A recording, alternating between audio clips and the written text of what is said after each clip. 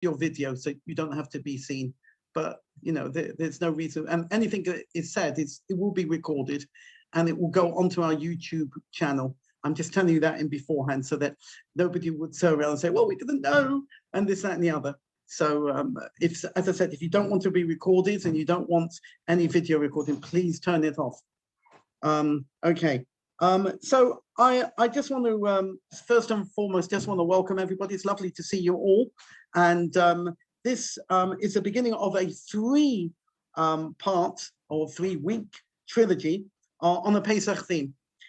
This week we are going to discuss why is this Pesach different. That's what we're going to do today, and we will use this as a time to delve into some of the Pesach laws, and hopefully you will be given the opportunity to ask whatever question you want to. Some people have already asked me some questions, and if they're on this, I will allow them to ask that question in due course. I'm just going to go through a few important things first. Next week, we'll be discussing how to make your Seder inspiration, and that will be with Frank and myself. We're going to give you some ideas. I think is that on Wednesday? Or is that on Tuesday? I've forgotten. Rochelle, is that Wednesday or Tuesday? I've forgotten what. Okay, you come back to Wednesday, that. Rabbi. Wednesday, that's right, because there was one day we had to do on another day. And the following week after that, which is the 23rd of March, we're getting into the spirit of Yom Tov with Frank and Robert and myself as just an adjunct to that. And we look forward to hearing that. That will be really wonderful. The Gemara in Pesachim says the following. It says like this. 30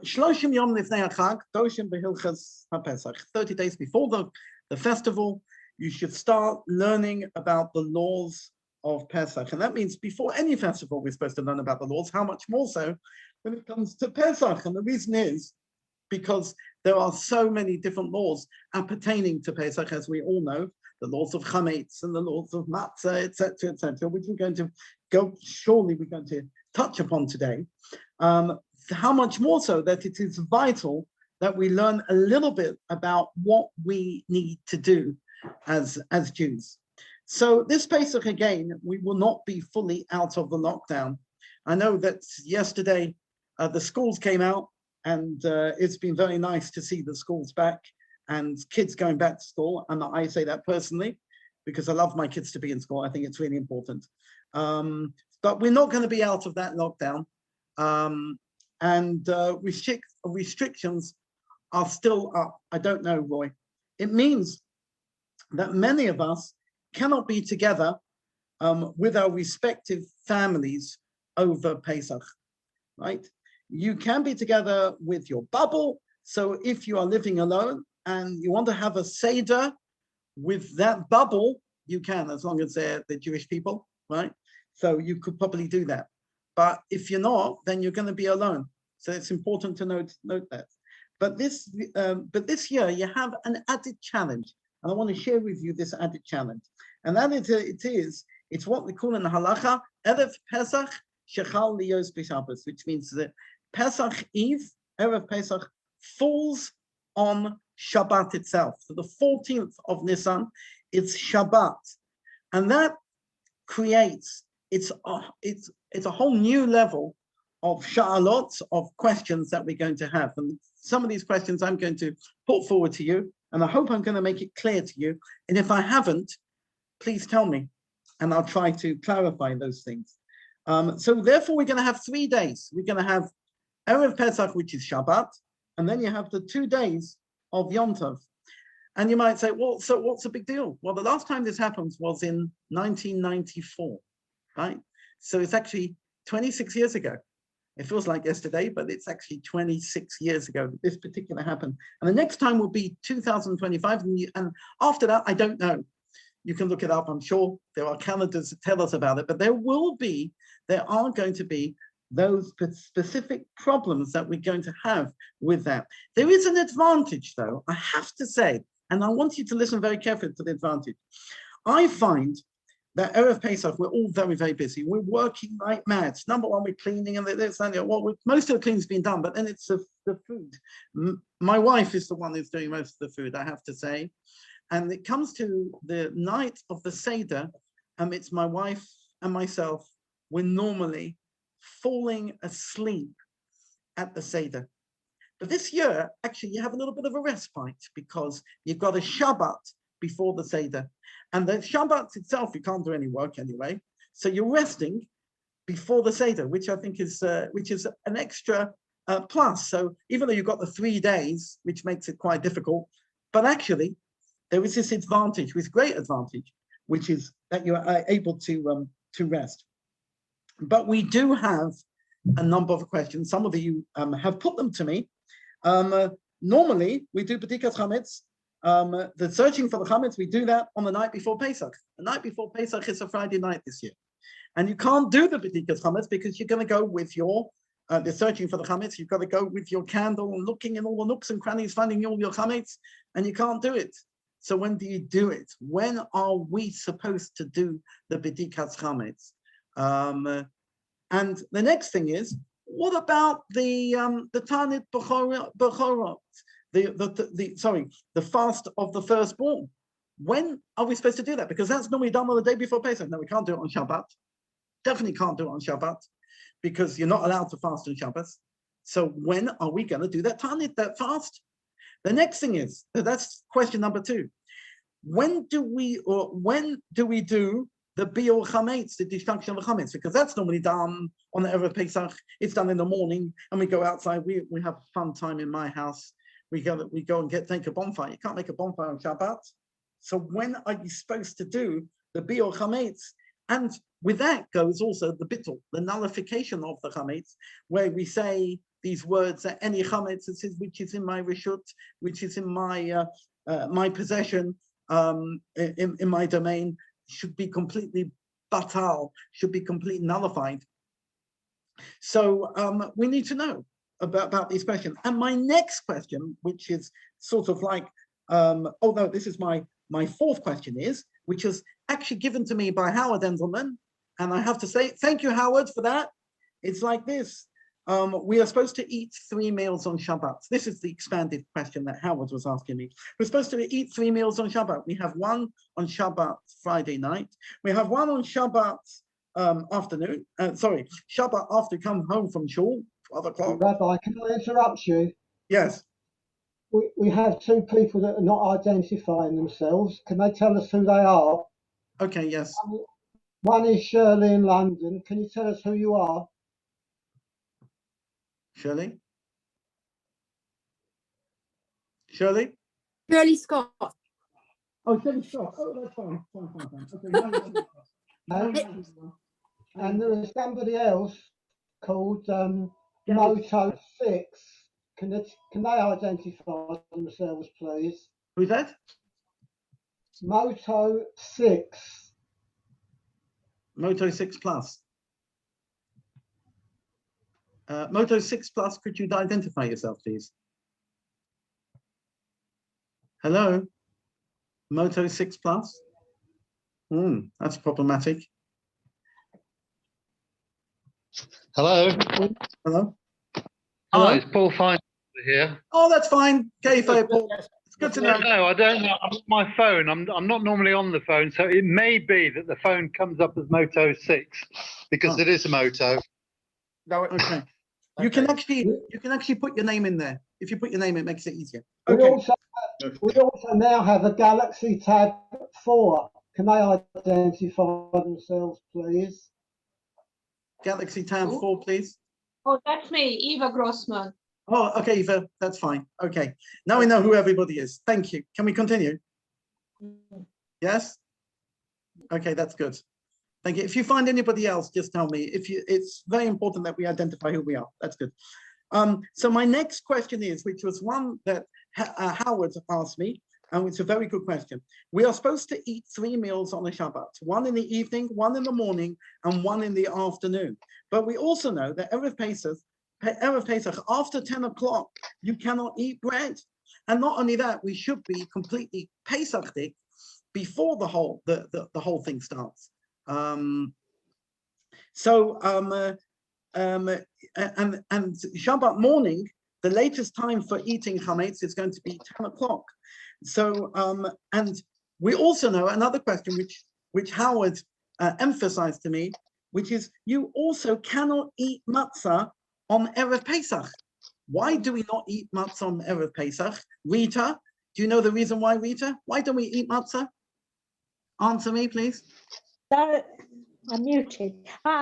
You mustn't eat matzah till you taste it at the service at the Right. Seder. So Right. it should be fresh. And that's exactly it, because we're eating it for the mitzvah, and therefore matzah Erev Pesach we are not allowed to eat. By the way, there's a minhag of some people not to eat it from Rosh Chodesh Nisan. That's my custom. That's what we do. Yeah. So if we want to go into Pesach L'Te'avon and the matzah and eating it for the mitzvah, but thank you, Rita. That was really good. So you can't eat it. So why? As you might quite rightly said. So what are we supposed to eat for our meals? We can't have bread. What are we supposed to add? So this is where all the questions come into. And the fifth question is, when do we eat Suda Shlitit, the third meal for Shabbat? When and how and what are we supposed to eat it with? So those are all my questions. And this is ask the Rabbi for you guys to ask me, but I know these are questions that were going to come in, so I'm just going to deal with them. Let's start at the beginning. Tanit B'cholim, the first fast of the firstborn this year will not be on the Friday, but will be on Thursday the 25th of March. Why is it going to be on the Thursday, not on Friday? We do not make a fast in the first instance on a Friday. So therefore we make it because we don't want to enter into Shabbat in the state of Ra'avon, of Tanit. So therefore we make it on the Thursday, on the 25th. Therefore the Siyum, the conclusion of the Masechta, will be on Thursday morning, and we will be doing that as well as doing it in the shul. We will be doing this on Zoom as well. On Thursday night, we will do Bedikat Chametz. The Bedikat Chametz, instead of doing it on the Friday night, because you can't do it on the Friday night, you do it on Bedikat Chametz, and that should be the search should be done after 6:06, because that's the time of night time. And at that time, you say the bracha, and afterwards you make the declaration annulling any chametz, right? That's a very important declaration, because that comes along and says that any chametz that I know about, any chametz that I don't know about, they should be battled. It should be nullified. And basically, it's like this. You've got crumbs. You can't get those crumbs back. You don't know where they are. So what do? We make sure we have in mind that you make a hefka, what you call, probably doesn't belong to me anymore, and we renounce the fact that we have that as property. We leave. Sorry, Rabbi. Just one question, Rabbi. Yeah. Are you going to send out the form so we can sell our chametz like you do every year? Yes, it will be sent, and we're going to send it through. You can do it with me in shul. That we will do it if you're coming to shul, Howard, or if those people are coming to shul, you can do it in person with me in shul. We will do it in such a way that I'll have some hand sanitizers next to me, and you can sign on my form on the dotted line, or we will send it out and you give me the form in person when you come to shul, or you send it back to Ivan. Yeah? Have you got that, Howard? For the Mechiras Chametz? Yeah. Yeah? Okay. So we leave over any chametz food to be burnt on Friday morning by 11:04. Now that's an interesting thing. We will also do the mechira by that time, the selling of the chametz by that time. So even though that actually, it's actually the issur, the prohibition of eating chametz goes on to the next day, right? It starts on the next day, but we do it in order not to make any differentiation between this year and other years. So we would, by 11:04, we have to burn our chametz. And when you do burn the chametz, you do not say the declaration at that particular time. So the declaration of bittul, nullification, even though you did it at the night time, you do not do it at the day. We're going to leave that to a later time. You should eat, however, you should leave over the chametz that you are going to use for Friday night and early Shabbat morning in a designated covered over area in the kitchen. So if you are going to be leaving any chametz, which you are going to be doing, because probably this is the best way to do it. You've got to make sure that you leave it and in a designated place. And we'll come back to that in a moment. I suggest that the only chametz that you have over that Shabbat are 2 rolls of bread for Friday night and 2 rolls, and they should be small ones. If you're a big family like myself, Baruch Hashem, maybe you have to get a big challahs. But if you're a small family, you have 1 little roll each. It's probably enough. And 2 for Shabbat morning, or you could actually have 2. You can have 3, just 2 for the Friday night, and you leave 1 over for the Shabbat, 1 over for the Shabbat morning, which is left over, and you have 3 together. That's what you could do. You cannot do any preparation on Shabbat for the Seder on Motzei Shabbat. So it's advisable to prepare everything that you need to do for the Seder on Friday afternoon for the Motzei Shabbat, including your chopping of the maror and the charoset, because you can't do it on Shabbat, because you're not allowed to prepare from Shabbat onto a Yom Tov, right? Not allowed to do it. You can't even lay out the table from Shabbat onto Yom Tov. Also, all foods on Shabbat should be prepared in Pesach Dicker pots, on crockery and cutlery. So you actually completely change everything over on the Friday to your Pesach Dicker pots and crockery, and you should only be eating Pesach Dicker foods. The only exception is the challah on the Friday night and on the early Shabbat morning. But you've got to be careful. You've got to be careful that you do not, that chametz is kept distinct and it's not together with your Pesach Dicker food, right? So it's so you've got to be careful about that. Another thing is, some people suggest that perhaps you could use pita bread because it creates less crumbs, and it's easier to eat as long as it's a fresh pita bread. That might be a better option. Some people suggest matzah ashira. Does anybody know what matzah ashira is? Okay. Do you know what matzah ashira? Anybody? Answer me. Matzah ashira? No? Egg matzah. Egg matzah. Okay. Matzah ashira is actually means literally rich man's bread. Thank you, Stuart. Rich man's bread means that on the night of Pesach, we're supposed to eat poor man's bread. If you eat rich man's bread, which is matzah, which is kneaded either with eggs or it could be kneaded with fruit juices, but it's a slightly different consistency. It hasn't got the same status as matzah. The only problem with that, it can be used, and some people use it on the Friday night and on the Shabbat morning, but the problem with that is you're not allowed to, according to the Ashkenazic tradition, you're not allowed to eat matzah ashira over Pesach and also on Erev Pesach after the 10 a.m. So you buy those little aviv egg matzah boxes, you can buy them.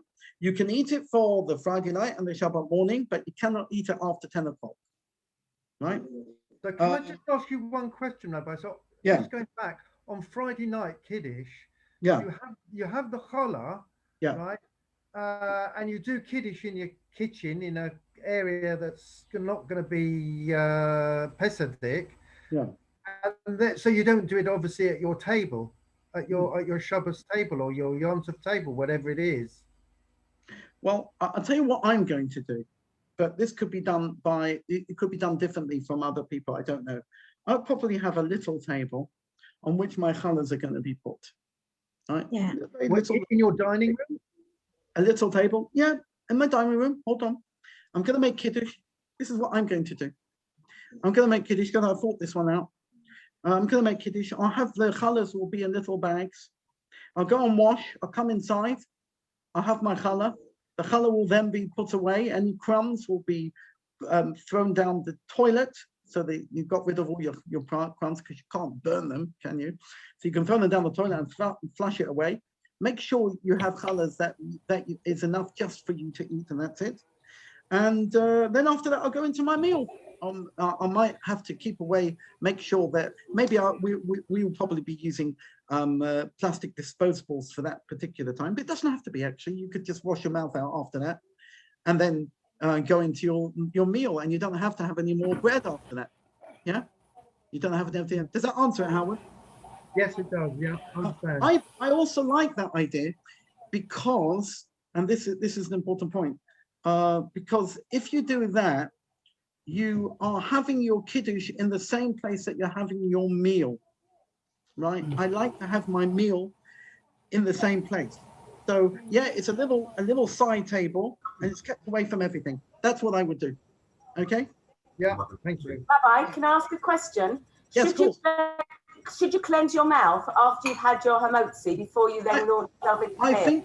I think if you're eating directly from Pesach Different food, who's that, by the way? Annette. Who is it? Annette. Annette, yes. I would do that. I would do that because I would suggest for everybody to do that, because when I say cleanse your mouth, I just think you just have to take a drink of water and drink it down. I don't think you have to do more than that. If you are using disposable, it's not such a problem. If you are using Pesach Different stuff, then you've got to make sure that you don't have that connection. So I would suggest that's a good idea. Cleanse your mouth. You don't need to brush your teeth, but I think just having a drink of water is enough. Yeah. Shabbat. Yeah. Is that okay, Annette? Sorry, Rabbi. Yeah.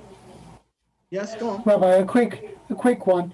Could we make hamochi outside if it's nice weather, just so any crumbs get straight out into the garden? I think that's okay. If you want to do that, it's okay. But you should have view of your dining room from there. So you're not that far away. Could somebody who's unmuted, could you please unmute yourself, please? There's several unmuted, Rabbi. Okay, so mute people. Okay. Right, can you all hear me? I hope you can. Can you just put your hands up? You can hear me. Good. Okay, that's good. If you have any more questions, please don't be afraid to ask. This is great. So now we've got a Shabbat morning. Shabbat morning, the 27th of March. The morning service has to be held very early. I would suggest 7 o'clock, 7:30. That's really early. And with Kriyat Torah and everything else, hopefully we'll be home by 8 o'clock or 8:30 or 9 o'clock. And that will allow us to have a breakfast little kiddush together with hamotzi, because you want to have your second meal, and your second meal has to be done and consumed before 10 o'clock with those chalot that you had left over from the night before. After that breakfast, quotes, stroke, kiddush, whatever you have to shake out the tablecloth, or you can put that tablecloth away, or I would suggest doing exactly what I said last night, maybe having those chalot on a separate little table in a plastic bag, and you don't have to shake out anything over there.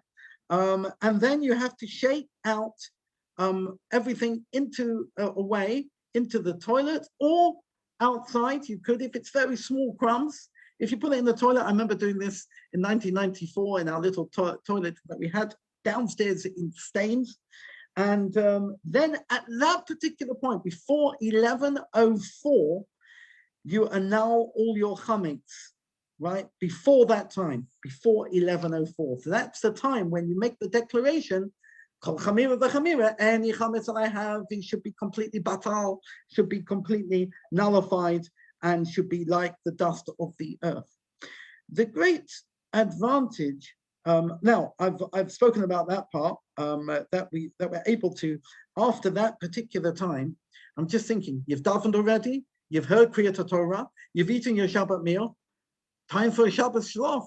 Maybe it's too early for your Shabbat shlof. I think I might do it then, because then you'll be able to have a good shlof, And when it comes to the nighttime, you'll be awake for your Seder night, and you're going to be nice and fresh, which I think is a wonderful thing. What about the Suda Shalishit? So normally on the Shabbat, we have our third meal for Shabbat on the Shabbat afternoon, where we have bread. But the Ramah, Rabbi Moshe Isserles, he paskins, and this is his viewpoint, which we follow, and that is that you don't have to do that. What you have to do is you can be yotze, you can fulfill the obligation with fruit and nuts and eggs and some good stuff and vegetables, or maybe a bit of fish or something like that. So with that you would fulfill the 3 meals of Shabbat. Shabbat ends that night at 7:13. I looked into the calendar. I saw don't start your Seder until 8 o'clock. Well, I think you can start straight away at 7:13. I don't see why it says it there. It's 8 o'clock. Must have been a mistake from the previous year. I want to also say, and this I'm finishing over here, and I've got a few questions that people have asked me, and I'm going to talk about that. We change over Sunday morning to BST. And I made this as a suggestion to Rochelle. It's something interesting. Maybe we should just remain on GMT until after Yom Tov on Monday night. I think it might be the easiest way, rather than everybody being confused about what time to come to shul and everything. We all come at the normal times, and we're still in GMT. We could do that because you're not allowed to change your clock on Yom Tov. You could have 2 clocks, Rabbi. One doing GMT and one doing the other one. Yeah. By the way, we have an article. Go on. Yeah, somebody said to me, quite interestingly, somebody said to me, well, the mobile phone automatically changed, but I don't use my mobile phone on Yom Tov or Shabbos, so I can't do that. So instead of throwing your crumbs down the toilet, why not throw them outside in the back garden so the birds can have them? I think that's fine, but if you've got a lot of big crumbs or something like that, you're going to have a problem because you want to make sure that they're destroyed before the Zaman, before the time. Yeah, you want to get rid of them. So I suggest try to make sure that number one, you eat a bread that doesn't have a lot of crumbs, i.e. pita bread, very easy to consume, and you've got very minimal crumbs, get rid of them, and the rest of it you mevatel it, you nullify anything when you throw it out. Either you put it down the toilet or you throw it out, either or. I think that's fine, Howard. Yeah? Will it not block up the toilet? It sounds, you shouldn't put these things down the toilet. Okay. So, Marlene, if you've got a lot of bread, don't block it, don't throw it down the toilet. If you've got a few crumbs, I don't think it's a problem. Okay? In Israel, it might block the toilet, but in England, we've got better systems over here. Well, we move the clocks on Thursday, which is much more sensible. Okay. Can I just go? Hold on one second. Can I just go onto gallery, and I can see everybody that's speaking. And if you'd like to, I'm going to go through 3 different questions people have asked me, and then after that, can I leave it to the floor? I'll open up to the floor. Is that okay? Is that okay? Yeah. So the first question is from Stuart Lee. Stuart, are you there? Stuart? Hello. Yes. Question, please. I'd like you to ask you the question that you asked me. Go on. Okay. For those of us that have to daven at home, because we can't go to shul because of shielding and everything, there are 2 points for the first day. When do we actually stop saying Mashiv Haruach? Okay, good. And what do we do about to fill up Tal? Okay, so that's a very interesting question. Let me just close this door. I'll be back in a sec. The answer is, up until that, the answer is like this. It's quite a hectic household over here. The answer is very simple. And I looked this up today. Firstly, I just want to tell you, we do recite Tal, and we're going to be having a session with that with Robert. He's going to be doing a bit of Tal. I hope you are. Hi, Robert. We're looking forward to that. We're going to do that. We did a duet with David as well. That is fantastic. We look forward to that. We do really do. That's going to be in 2 weeks' time, and we're really looking forward to that. I just want to say that that is not the actual Tal. Obviously, the Tal is the first day of Yom Tov, and we are going to be open, please God, for that time, and we will be doing it in shul. We will have an advertised time, about which the time that we will get to the Tal, which will probably be about 11:15, 11:30. I think it's important to know that particular time, because you should do it at the same time. You should daven at the same time that we will be davening in shul if you're at home. Are you with me with that, Stuart? So, and I want to tell you, because in the Musaf Amida, if you haven't heard the announcement for the Tal yet, then, in the Musaf Amida, if you haven't heard the Tal prayer yet, in your own Musaf Amida, according to the Ashkenazi minhag custom, not the Sephardim, we still say Mashiv Haruach for our own personal Musaf. Have you got that? Do you understand that? That's important. And I think that makes sense. Therefore, if you time it to do it at the same time as the shul, or roughly the same time, that was the thing. So you still do the Mashiv Haruach in there at that time, and then when you come to Mincha, you recite Mincha without Mashiv Haruach or Morid Hagashem. The Sephardim do something completely different, Richard. I hope you're listening to this. The Sephardim actually say Morid Hatal, and they say it actually in the in that Musaf, but that's not what the Ashkenazim do. So I just want to say that. Also, I suggest that you daven your own Musaf at home, but also if you're not coming to shul, you should say the piyut of Elokeinu v'Elokei Avotenu afterwards with the Tal in it, as if you are the chazan.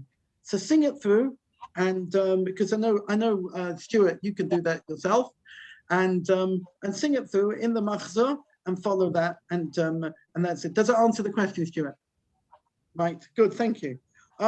Now somebody asked me, and they ask me every single year, and I can't remember who asked me this question, but I'm going to think. They asked me about quinoa.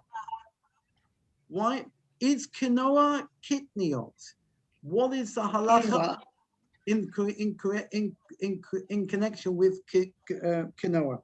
And last year, the Bet Din said that we can, if you want to, and you're vegetarian and you need to use quinoa, you can use quinoa. But this is a very important.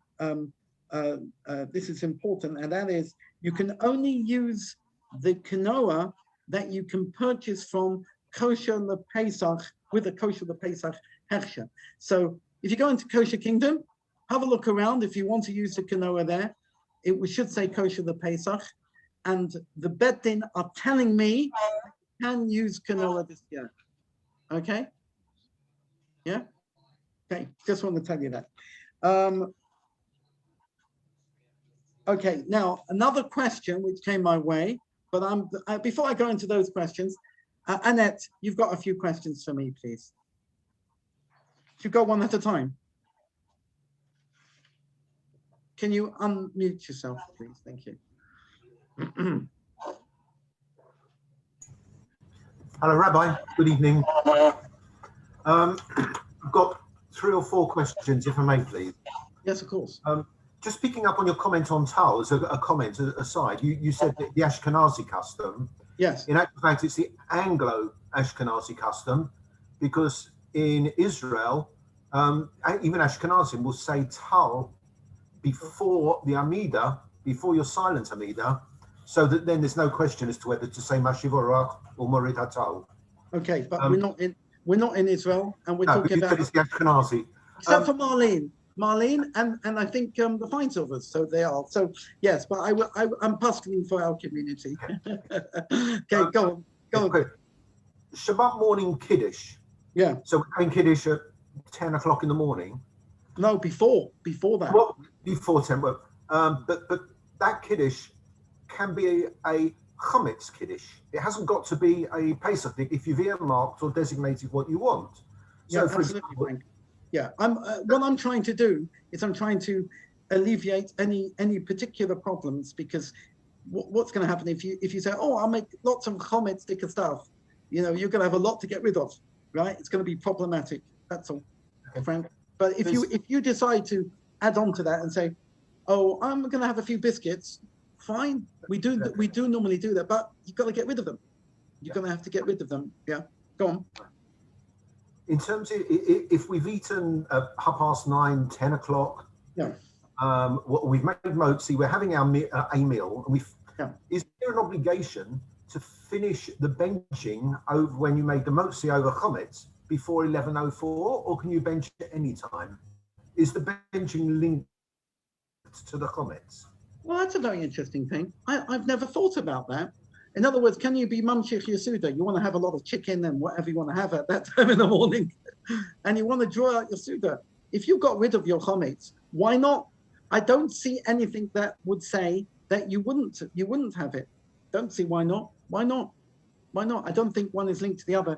The only thing is, I think there's a cutoff time. You know, if you've had your bread, and you know that you're no longer eating it, right? So you're making, yeah, it's an interesting question. Never thought about it. Never thought about it. I think you just have to finish your chometz.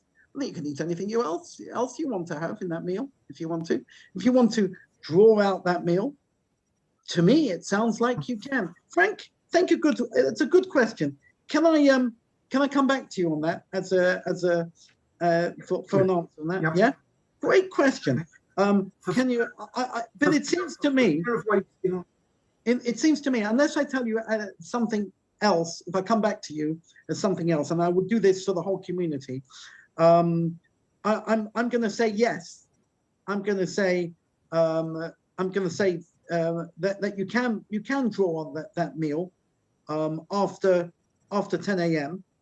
I think it's a great question. I'm just writing it down, and if I get anything which says no, any of the posts can say no, I'm going to tell you. I hope you understand what he's saying. He's saying you've consumed all your chometz, but then you continue eating whatever you want to eat, your vegetables and your chicken and whatever you're having on Shabbos morning. Yeah, that sounds a good. It sounds okay to me. Next one, Frank. Okay. So you spoke before about the possibility of wastage and having maybe use two small challah rolls. Yeah. Can you actually make motzi over a challah roll or a challah and a matzah, knowing that you're not going to eat that matzah? Well, that's such a good question. That is such a good question.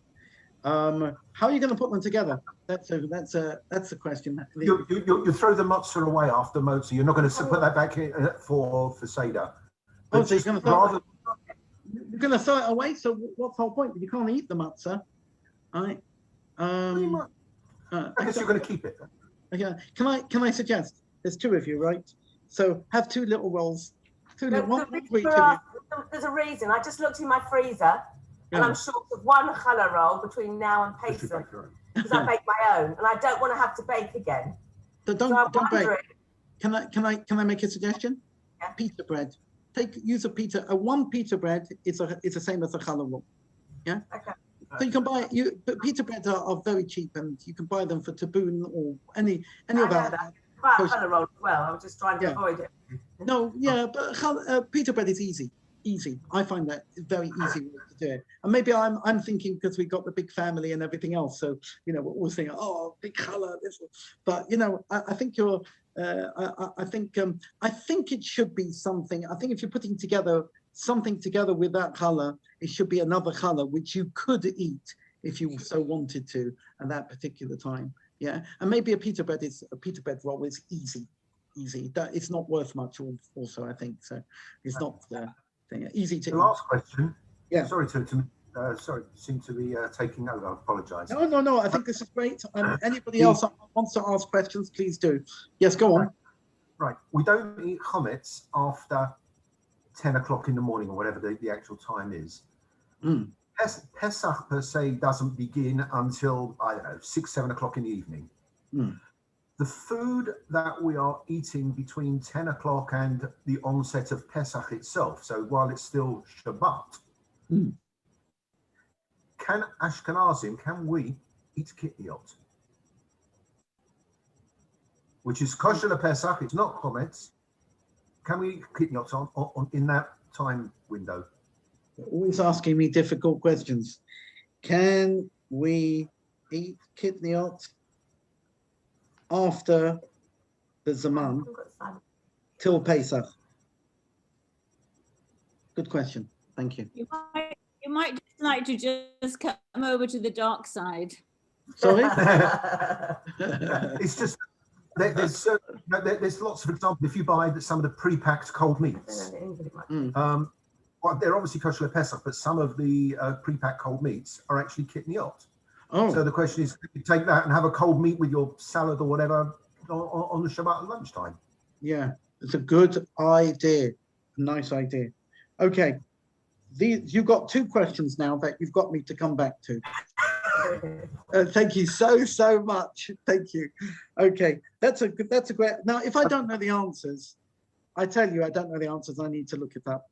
That's an interesting one. Does the Gazelle of Kidneys does that come in when Pesach starts, or does it come in on Erev Pesach after 10 o'clock? Right?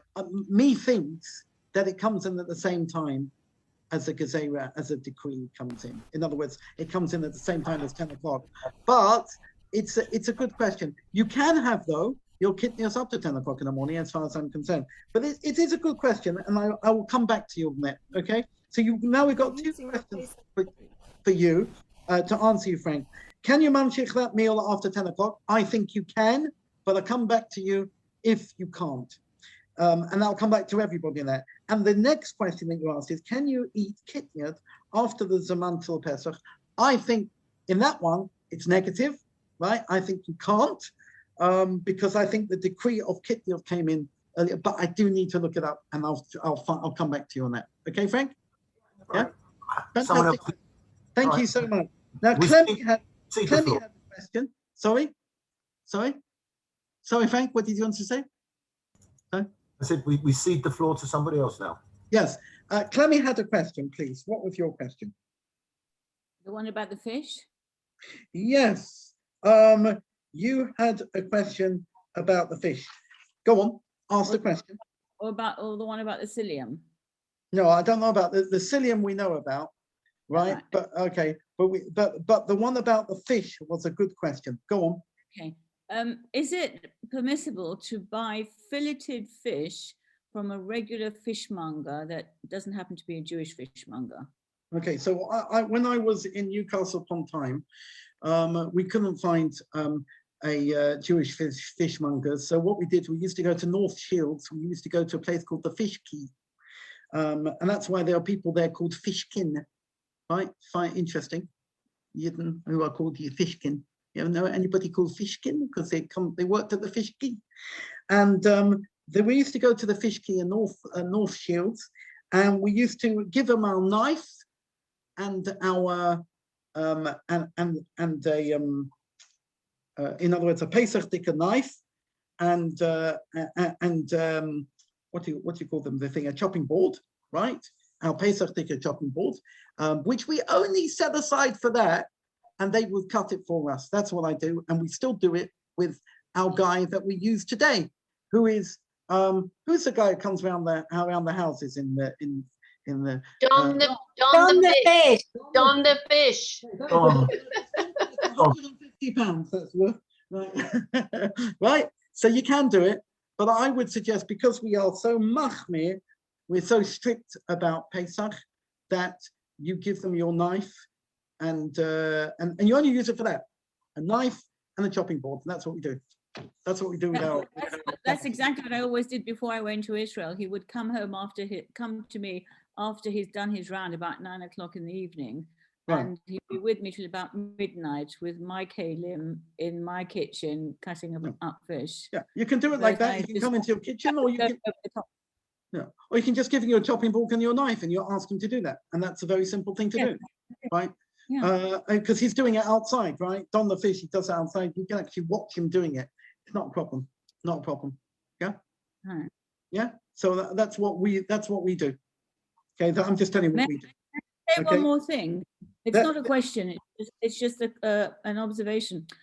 I've always been very perturbed by flushing bread down the toilet. I've never ever done it in my life because bread has a certain kedusha. You make otzi over bread, so how could you possibly contemplate flushing it down the toilet? Oh, so then I'm only contemplating that on Erev Pesach, not any other time in the year. The only reason why I'm doing it on Erev Pesach because I want to get rid of my chometz. That's it. I'd burn chometz also, normally. But in a normal situation, I wouldn't do that, right?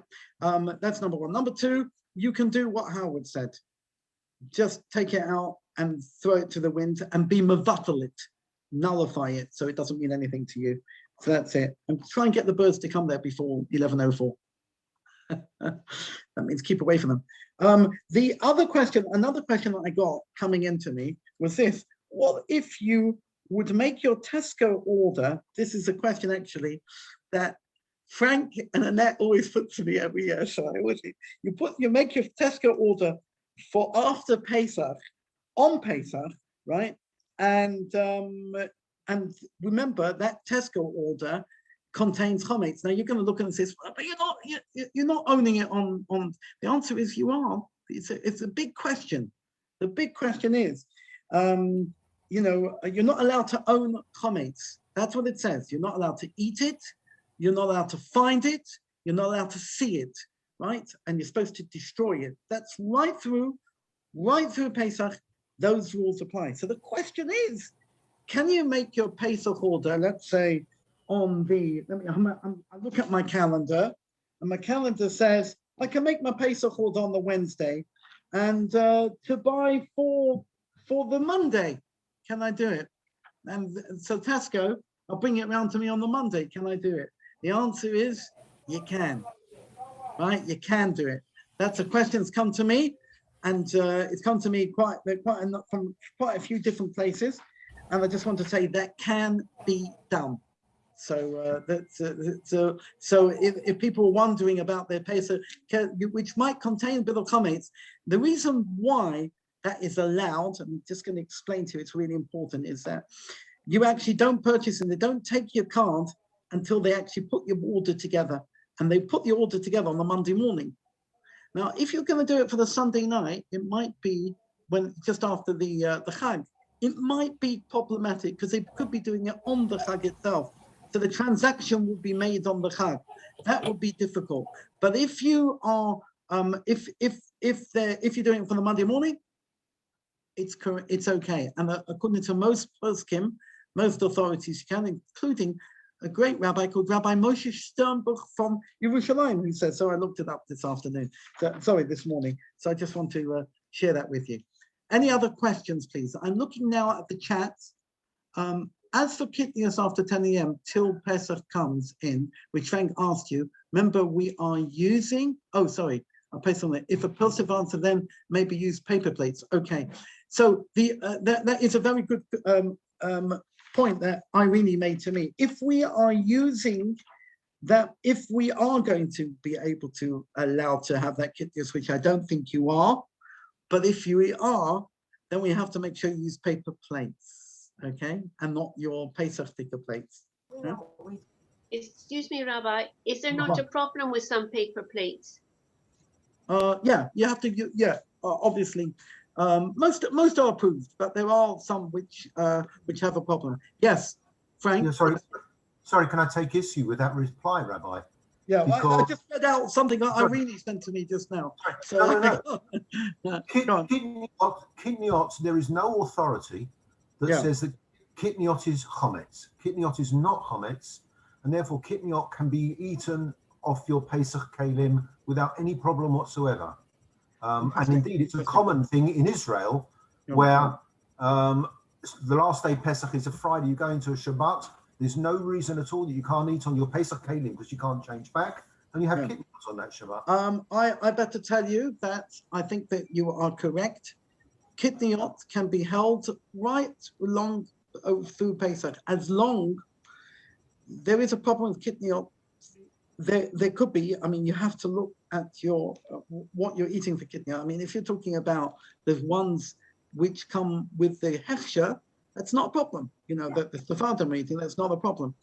If you're talking about those that you're purchasing from, let's say Sainsbury's, and you're buying so that type of kidney, that can be problematic. Okay, but that's not what you're talking about. Okay, right.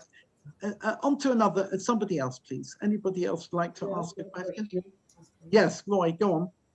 Why do products like salt, pepper, tea, things that are made in a continuous process, why do they have to be kosher for Pesach?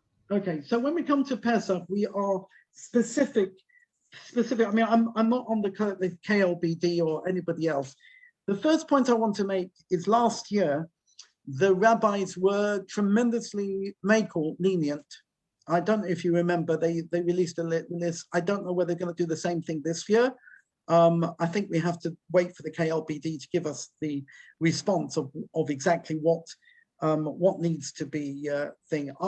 Funny enough, last year I was ready to go to the list that the KLBD put out, but then because I thought that we wouldn't have it because it was just a few, the lockdown was just started, and we were terrified that we weren't going to have the produce in the kosher in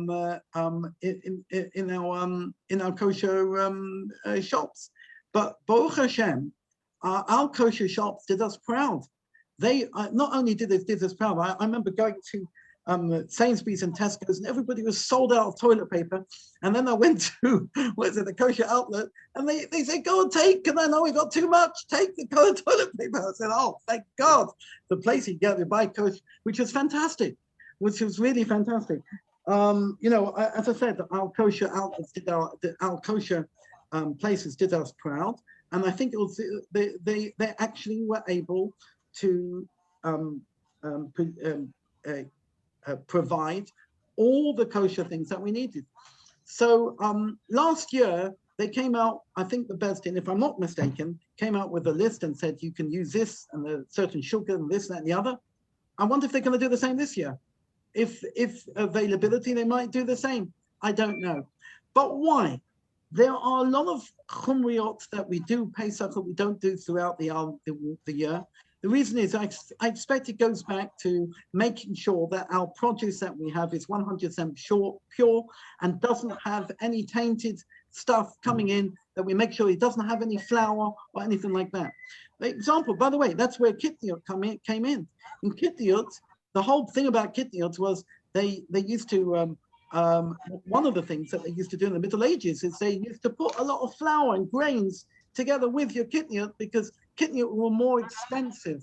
So therefore, they used to put flour, they used to taint it with that. And so therefore, it became a tradition that that we would make sure that we would have we wouldn't have kitniot because of that.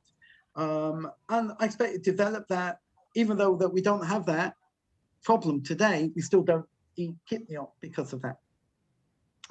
And I think that's the reason why we do it. Make sure the extra chumiyot of Pesach. That's it, Roy. So if you were Sephardim, yeah, that argument wouldn't stand water, would it? I think many Sephardim keep it. Number one, a lot of water. Right. I think you'll find that a lot of Sephardim, they might not keep all the other issues. They might eat rice. We don't eat every type of kitniot. I think you'll find that even there are Sephardim themselves that keep the chumiyot of kitniot of kitniot. You'll find that. I think Rebbe Vadia, I think he kept the chumiyot. I think he did, but I'm not. I'm not an expert on that, but I think you'll find it. So it's not just straight down the line Ashkenaz and Sephardim. You'll find that there are Sephardim themselves who are machmir on these things. And it comes to Pesach, a lot of people are machmir. We eat rice, but we don't eat pulses. Right. Okay. There we go. Thank you, Clemmy. What about you, Richard? Richard? Sorry. Could you unmute yourself? Not putting you on the spot, but if you want to answer. We have kitniot usually that have the hechsher of kitniot kosher Pesach. There's quite a few. Okay. That's the best. But I know some Sephardim don't have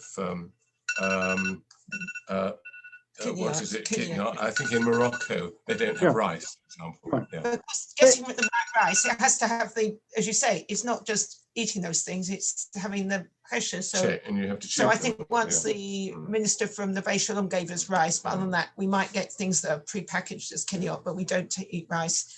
Okay.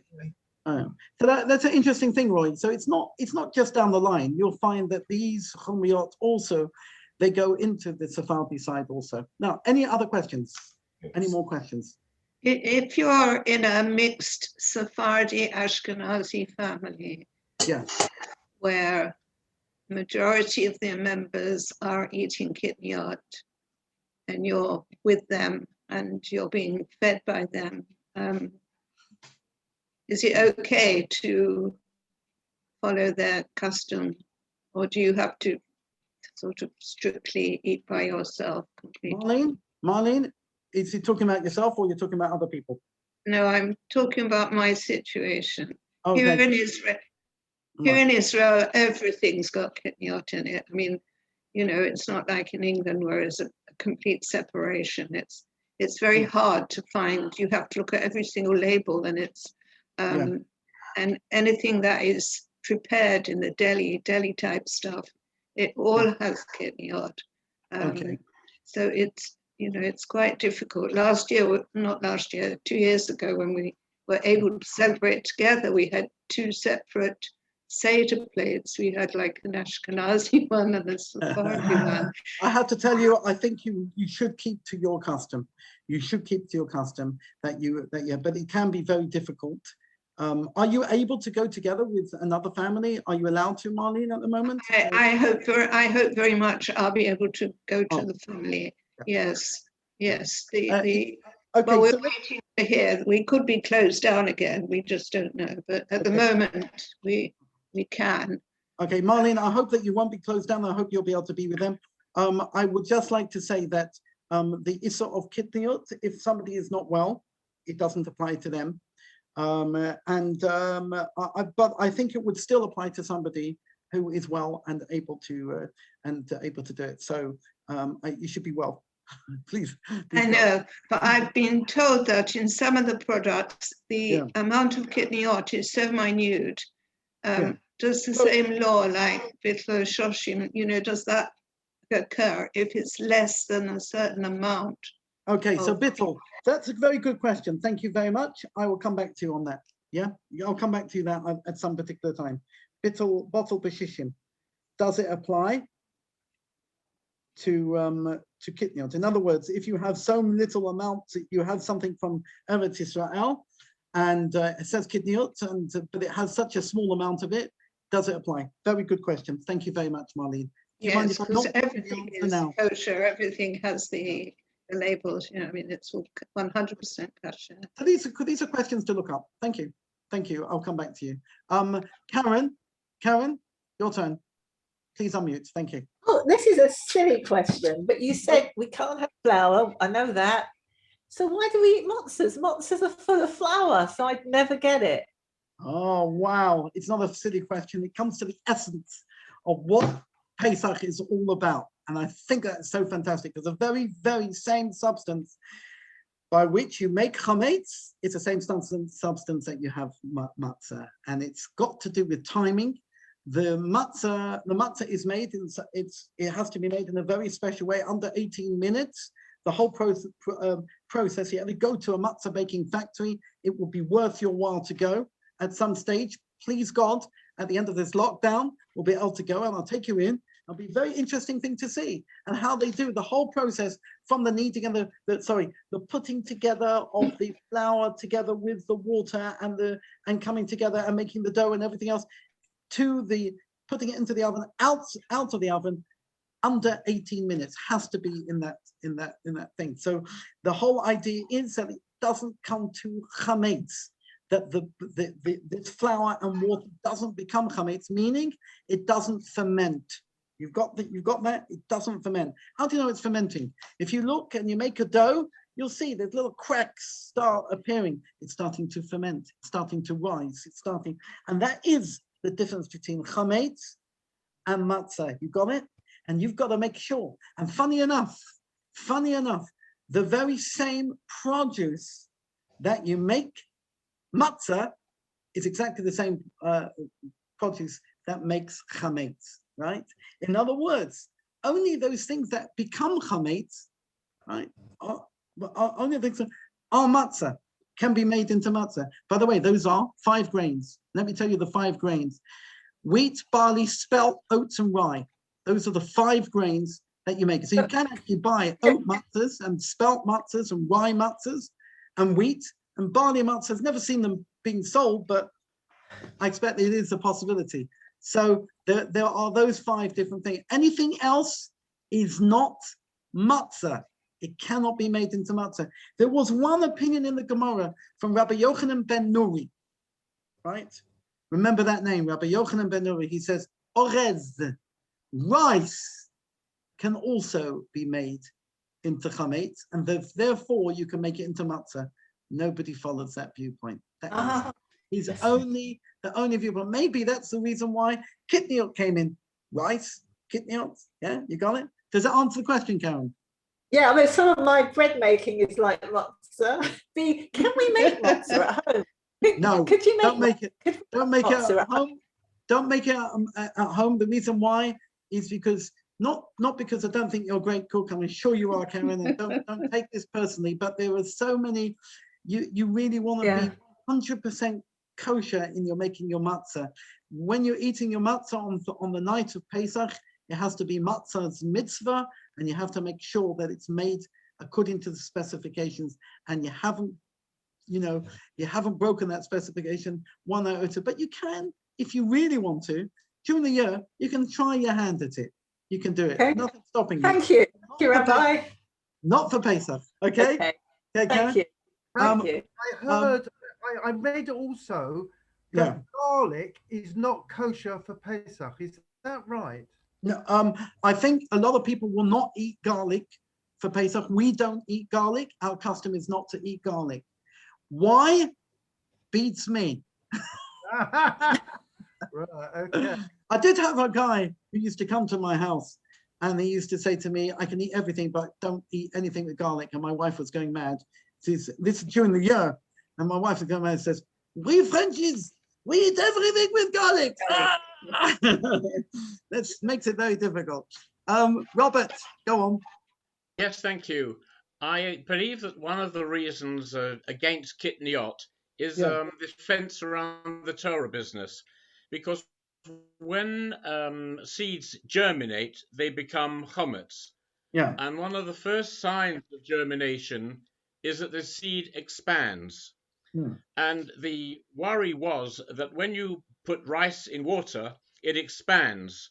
And the rabbis were worried that we wouldn't tell the difference between germination, which is chametz, and just absorption of water, which doesn't make the rice chametz. Right. They were worried that we couldn't tell the difference, so they said, forget it, nothing. So Rabbi Yochanan ben Nuri, that one rabbi who I mentioned, and all the other rabbis, the 250 rabbis, however many rabbis are there, he actually said, he says orez, which is rice, it's also machmitz. Machmitz means it becomes chametz. But the other rabbis disagreed with him and said no. Now, that's the earliest really viewpoint of anybody saying that rice can also be chametz. But that was thrown out. It was basically thrown out. The Issur, the prohibition of kitniot, arrived in the medieval times. We're talking about to the times of the Mordechai and Rabbi Yechiel.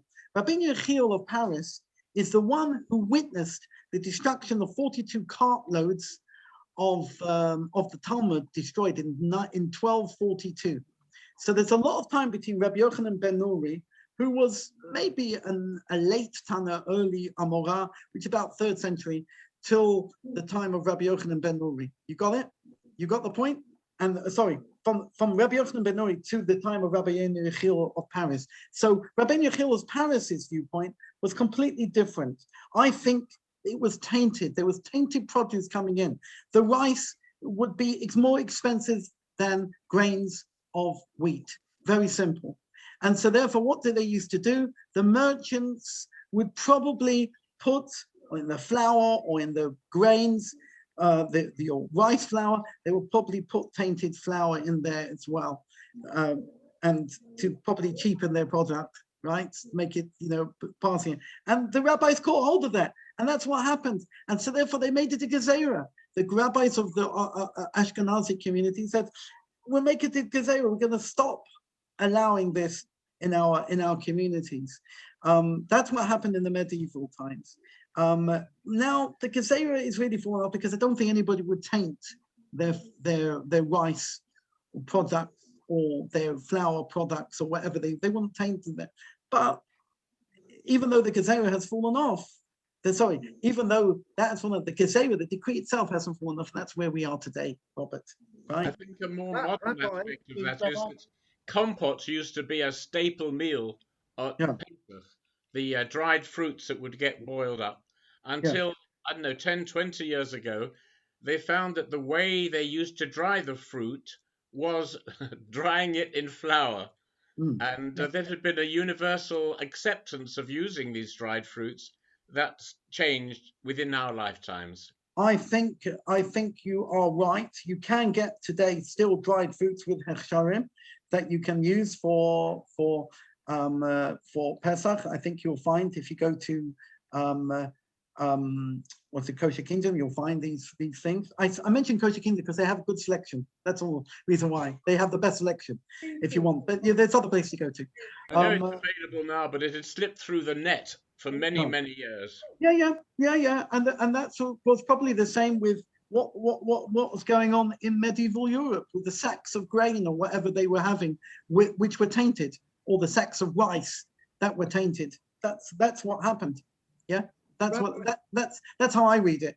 Rabbi, just one of the things. Sorry, Rabbi. I thought that any vegetables or anything that swells, obviously you're not allowed to eat. And I thought that came from the time when the Israelites went out of Egypt, and because the matzah didn't have time to rise, we're not allowed those sorts of things. Am I correct? That is absolutely correct. That's the reason why we do it. But we're told you're not allowed to eat chametz. What do we mean by chametz? Right? You're talking about two separate things: chametz and the eating of matzah. Right? Matzah is a positive commandment. But erev tochelu matzahs. In the evening, you should eat matzahs. We have a mitzvah to eat a matzah on the night of Pesach. But there's also another thing: you're not allowed to eat any chametz. Chametz that comes in before Pesach even starts, right? And throughout that time, you're not allowed to eat chametz. The mitzvah of eating matzah is actually the only mitzvah is only at the Seder night, where we recite a bracha Baruch atah Hashem Elokeinu melech haolam asher kitishanu b'mitzvotav v'tzivanu al achilat matzah, for eating the matzah. That's when the mitzvah of eating matzah applies. There's no other, funny enough, unless somebody can find me, there's only no other time, apart from achilat maror, but it's a mitzvah from the Torah, where you actually eat something that is a mitzvah to eat it, ingest that matzah.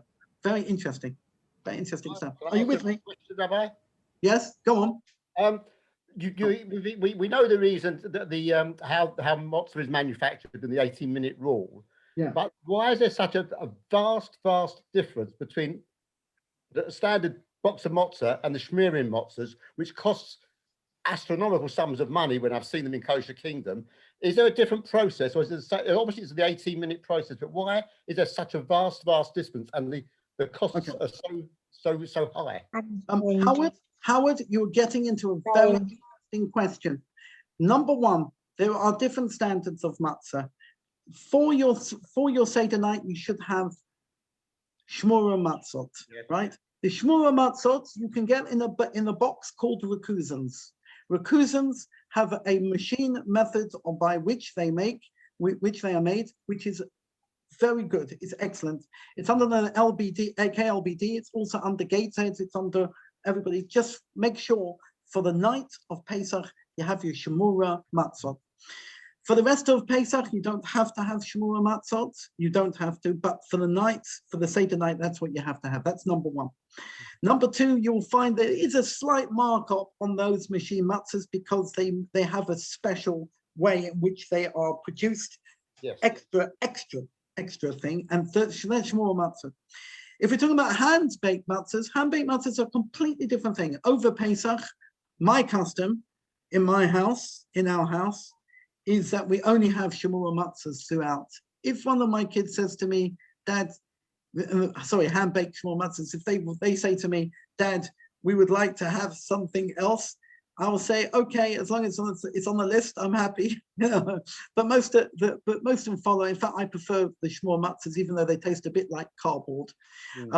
But corrugated cardboard. But the question about that is, it's a production cost thing. If you ever go into a hand-baked matzah bakery and you see it being made, you'll see it's a production thing. It's hand-baked, right? And that is you're gonna have a big markup on the price. Now, I think I'm paying £20 a box. It's costing me for the whole family something like £250 for all our matzahs for Pesach. That's a very big thing. But we've got a lot of people eating matzahs, right? Right. And the matzahs that we have are really good. They come from Montreal. So I've actually ordered them already. They're paid for. They're on their way. I'm looking forward. They are very expensive. I suggest the machine-baked shmura matzahs are just as good. Now, why is it that there are some people who keep that chumrah? Well, there's all different reasons. I suggest that the only reason why there are people who keep this is it's very simple. I suggest that when Moses came out of Egypt and said to the Bnei Yisrael, make your matzahs, whatever you got to do, and they made. I don't think they had a little button that they pressed and they came out the other end. That's all. I think they hand baked their matzahs, right, or whatever it was. Apparently, according to some people, it was laffas, right? It's more like a laffa. We've made them cracky over the past 500 years. Maybe that's for transportation reasons or whatever. Right. What's the reason why we have shmura matzahs? What is the reason? Right. So it actually says in the Torah. For the night. Firstly, the night of the word shmura means to guard or to watch. Right.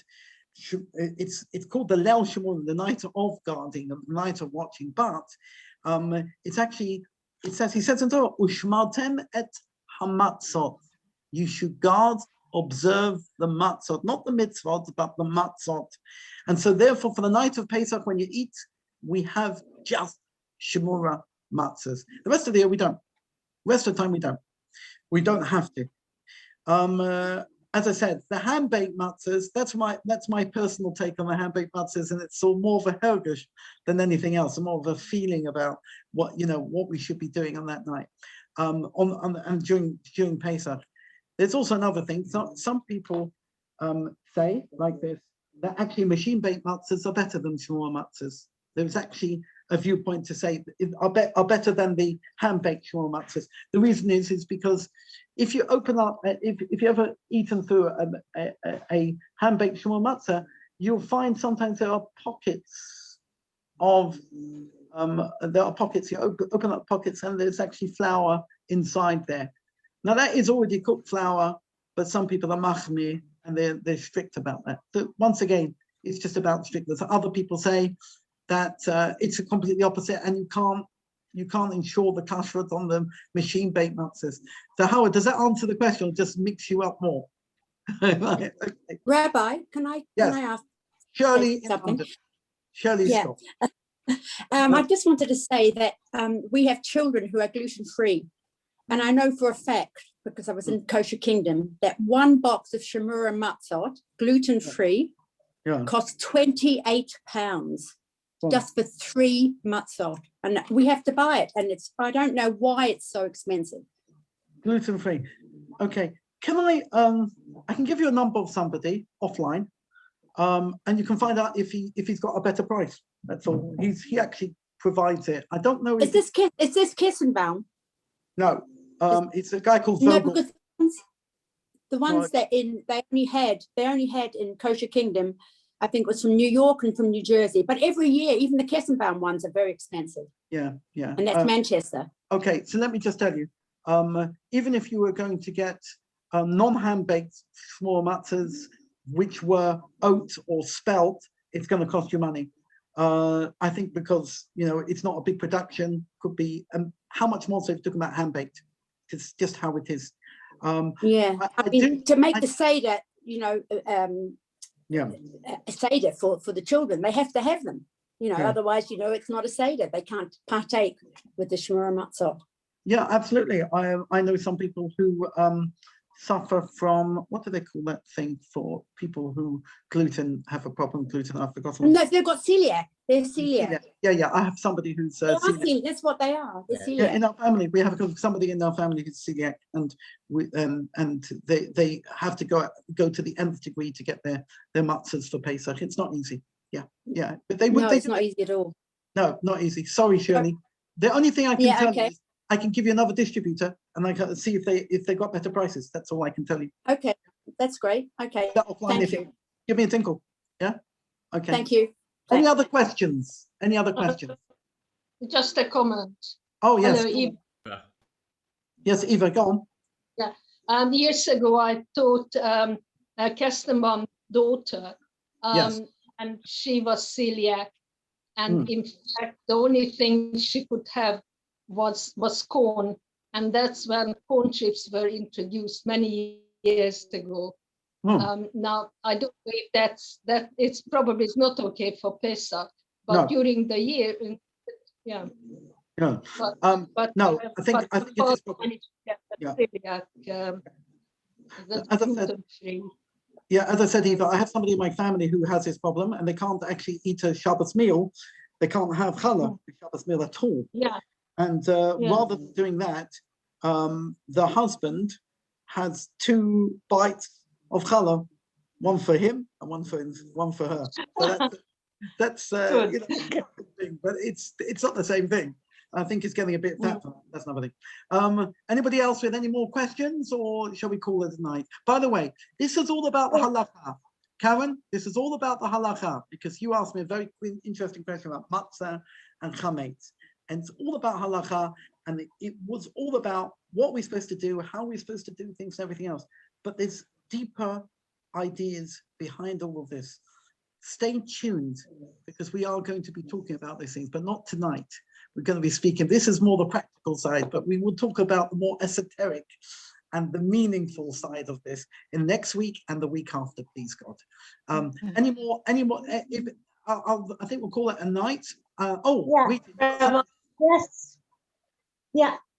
Can I just say, we were talking about drying foods and things for Pesach. My mother over Shalom, she used to say we shouldn't eat bananas because of the way they're stored. When I was young, we didn't have bananas, but I've not heard of that before. No, from anywhere else. I've got a problem with garlic. Some people don't have mushrooms because of something to do with something or other, and mustard. Mustard they don't have. Mustard is sort of like a granular type of if you see it growing. So those are all these chumriyas. And some people, by the way, in Chabad, they don't have anything manufactured, no manufactured produce whatsoever. We don't keep that, it's too much. But we you know, but some people do that. So they will buy sugar from before Pesach, and they will boil it up. So it's, you know, boiled sugar from before Pesach, and they pour it over their whatever they're eating. So, and the same with everything. So, but that's a chumrah, that's a strictness that not everybody should be keeping, just for those people who want to keep that. Yeah. Right. Okay, I think that's it. Thank you. Yes. Right. Can I say on behalf of everyone, thank you so much, Rabbi Black, for such an interesting, informative evening, and also thank you to all those questions that have been raised. It's very special. By the way, I will try to come back to you about any questions that have been raised this evening, and I didn't really answer them correctly, or I didn't. When I say didn't, I didn't answer them fully. I'll try to come back to you in the next few days. Okay. Okay. Thank you. Thank you very much, Rabbi. Thank you very much, Rabbi. Thank you. Thank you. Thank you very much. Okay, have a good evening. Bye. Thank you. Thank you. Thank you.